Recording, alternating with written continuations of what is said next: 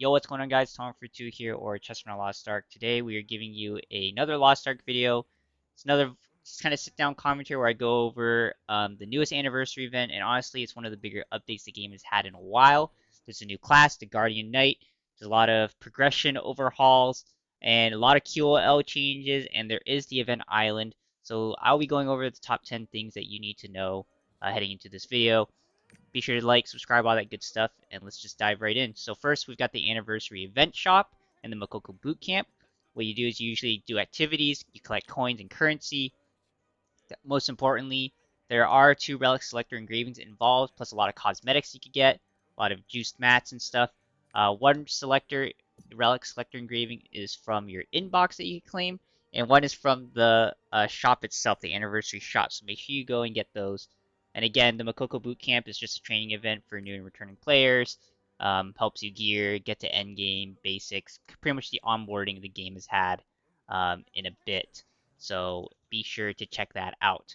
Number 2, you get the free event Powerpass, so you can stop right in Remeria. Remeria is probably the, I guess it's the closest thing to the end game that you'll get. So you get a free Powerpass just for the anniversary. You can boost the character instantly. Perfect for trying out the new Guardianknight class or gearing it all and stopping by South Remeria if you haven't done that story quest yet on a main. But if you are new to the game, you'll need to go through that.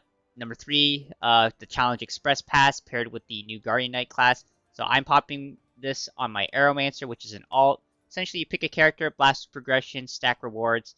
You combine this with the Powerpass, and you're basically speedrunning your way into the end game. As you can see, you can choose between the 2 class setups. You get the instant loadouts, all the kitted stuff. You get gems. You get the presets that are suiting the class playstyle, and you could choose to pop it right away or save it for later. But instantly gear yourself and get ready for end game. Number 4, milestone missions replace growth missions. Growth missions are out, essentially all those UNAs, weeklies. Milestone missions are in, so it's a little cleaner, it's clearer, and it's way easier for new or returning players to understand what to do next. During the week, it's got all your kind of weekly activities between doing Guardians, Curzon Front, raiding, life skilling, etc. So be sure to check that out. Number 5 is the anniversary event island returning. We are celebrating 4 years of Lost Ark. It's a classic celebration that Rox, Matt, and Henry have put together. Essentially, you're going to find the NPC in any town center. You go travel to the event island, and the rewards are, you get a little skin, you get title, and there's a small little Guitar Hero game that you can play there. Just check out the island. Go. It takes like maybe 15 to 20 minutes to play. Again, I think last year's was a little bit nicer with the whole like orchestra theme type of thing, and the island actually had a lot of different things going on to celebrate. There's a few little side quests you could do for just some small rewards. Honestly, you're just there to pick up the skin, the title, just see what's up, since it's just additional content that you could go play. I think the Guitar Hero game, you could continue to play that if you like that sort of rhythmic kind of game.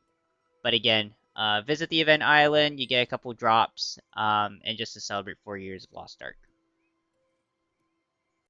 Number 6, we got changes to Chaos Dungeons and Guardian rewards. Loot drops for shards are now specifically in Curzon Front, and Guardians have gems and all the other loot that we used to get in Curzon Front as well.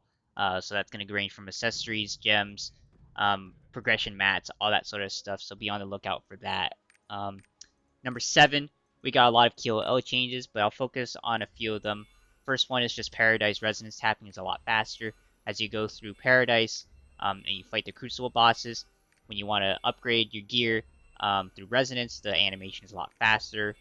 So that's going to help speed up your the amount of time that you're spending through that kind of solo content. And make sure that you do run your hell keys for those extra progression mats. Number 8, we have AI stone cutting now. So now instead of having to tap individually your stones, there is on the top right of the facet ability stone UI, you have the ability just to have it automate it for you. So as you can see right here, I will just be tapping and letting the AI do the work. I have yet to hit a really good stone. I think I've hit like 2 or 3 7/7s, but nothing really that improved my current loadout. I'm sure folks have gotten lucky with 10/7s or 10/8s or 9/7 stones. So good luck if you use the AI tool. Number 9, we got honing and advanced honing speed changes. We have some times 10 and multi-tap options now. It's a full progression revamp just to help you speed up to that end game content and just get that eye level. So early honing is basically gone. Tier 1 all the way to early ancient is pretty smooth, fast climb. It's the best catch-up system the game's had so far. And you could just definitely start when you hit tier 4. That's when you start really honing in and having to spend gold. And the last thing, number 10, builds are easier to recommend to friends. There is a recommendation system that actually makes sense now, and you can share your loadouts with other players and give them a code for your skill loadout, your gem layout, and your tripods, all that good stuff. And you don't have to use Lost Ark Nexus anymore. So that's all, I guess, the top 10 things that I got from this event. There are definitely a lot more, so definitely read the patch notes. I just kind of breezed through this really, really quickly. Want to give you guys a TLDR of kind of the big changes that happened. And again, if you're waiting for the right moment to jump back into the game, this anniversary event is probably the good time to start. So let me know if you want a full guide on new class or the fastest gearing path and all that good stuff. So I'll end it right here. If you guys have any more questions, be sure to leave in the comments. And I'll see you guys in the next one. Peace.